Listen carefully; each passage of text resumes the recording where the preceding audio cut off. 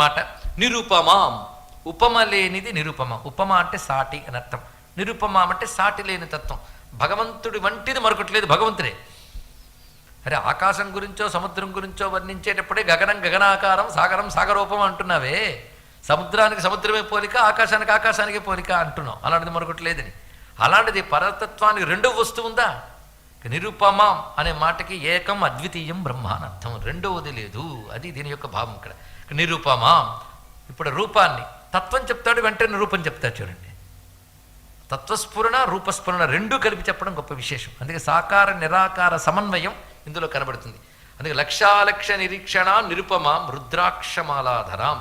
అమ్మవారు జ్ఞానస్వరూపిణిగా ఉన్నప్పుడు ఒక జపమాల పట్టుకుంటుంది. ఆ జపమాల మీరు బాలాత్రిపుర సుందరినైనా ధ్యానించవచ్చు, సరస్వతీదేవినైనా ధ్యానించవచ్చు. విద్యాస్వరూపం. అందుకే ఆ దివ్యమైనటువంటి జపమాల పట్టుకుందా తల్లి. అందుకే రుద్రాక్షమాలాధరాం అన్నారు ఇక్కడ. జపమాల పట్టుకున్న కామాక్షిని మూక కవి దర్శిస్తాడు. విమలపటి కమలకుటి పుస్తక రుద్రాక్షసస్తహస్తపుటి కామాక్షి పక్ష్మలాక్షి కలిత విపంచి విభాసి వైరించి. వైరించి అంటే విరించి అనగా బ్రహ్మదేవుడు. బ్రహ్మదేవుని యొక్క శక్తి అయిన సరస్వతి నువ్వే అమ్మా హే కామాక్షి. ఆ రూపం ఎలా ఉన్నదంటే విమలపటి, నిర్మలమైనటువంటి వస్త్రం కట్టుకుంది. కమల కుటి, కమలం కుటీరంగా చేసుకుంది, అంటే పద్మంలో కూర్చుంది. పుస్తక రుద్రాక్ష శస్తహస్తపుటి, పుస్తకము రుద్రాక్షమాల ఈ రెండింటిని పట్టుకుంది. ఇంకో చేత్తో ఎలా ఉన్నదంటే పుస్తక రుద్రాక్ష శస్త్రహస్తపుటి కలిత విపంచి, వీణ కూడా పట్టుకుంది. అలాంటి వైరించికి నమస్కారం అన్నారు. అది రుద్రాక్షమాల కూడా పట్టుకుంది. ఎందుకంటే అమ్మవారు తపస్విని రూపంతో శివుని కోసం తపస్సు చేసింది కదా. నారదుని ద్వారా పంచాక్షరి మంత్రం ఉపదేశం పొంది హిమోత్పర్వత ప్రాంతంలో తపస్సు చేసింది జపమాల పట్టుకుని. అది రుద్రాక్షమాలాధరాం అంటే శివుని కోసం తపస్సు చేస్తున్నటువంటి ఆ పార్వతీదేవిని ధ్యానించవచ్చు, రుద్రాక్షమాల దాల్చినటువంటి సరస్వతిని కూడా ధ్యానించవచ్చు. అన్ని అమ్మ రూపములే కదా. అందుకే త్రియక్షార్ధాకృతి దక్షవంశకలికాం. త్రియక్ష అర్ధాకృతి. త్రియక్ష అంటే మూడు కళ్ళవాడు. మూడు కళ్ళవాడు అంటే ఎవరు?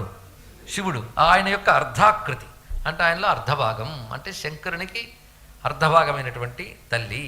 శంకరార్ధ శరీరిణి అంటున్నాం కదా, పరమేశ్వరుల్లో అర్ధభాగం. ఈ చెప్పడంలో విశేషం ఏంటంటే అర్ధభాగంలో ఉన్న ఆంతర్యం ఏమిటి, ఇది కూడా తెలుసుకోవాలి కదండి. సగంలో ఎందుకు పెట్టారు అంటే ఆ రెండు వేరు వేరు కావని చెప్పడం ఒకటి. ఒకే తత్వం రెండుగా కనబడుతుంది కానీ రెండు వేరు వేరు కావని చెప్పడమే అర్ధనారీశ్వర తత్వం. ఒక అర్ధనారీశ్వర తత్వం, ఒక చతుర్భుజ విష్ణువు, ఒక శివలింగం. వీటి గురించి ఆలోచించినప్పుడు ఈ భావాల్ని ఆవిష్కరించినటువంటి విజ్ఞానం ఎంత గొప్పది, ఆ ధర్మం ఎంత గొప్పది, ఆ మతం ఎంత గొప్పది అని నమస్కరించుకోవాలండి. ఇక్కడ అంత విశేషం ఉన్నది. ఇక్కడ రెండు కలిపి ఉన్నాయట. అంటే శివుడు శక్తి కలిపి ఒకటే స్వరూపం అనే తత్వమే అర్ధనారీశ్వర తత్వంలో కనబడుతుంది. ఇక్కడ మొత్తం శ్రీచక్రం అంతా శివయోర్వపు. ఈక్షణ శక్తి శ్రీచక్రం. ఈక్షణ శక్తిని వికసనం అన్నాం, బాగా తెలుసుకోండి. ఇక్కడ వికసించితేనే ఈక్షణ శక్తి, సంకల్పశక్తి విచ్చుకుంది ఇచ్ఛాజ్ఞాన క్రియారూపములతో. దాని యొక్క పల్సేషన్సే సృష్టి స్థితి లయలు. కళ్ళు తెరిచి మూసినట్టే ఆ ఈక్షణ శక్తి స్వరూపమే శ్రీచక్రం.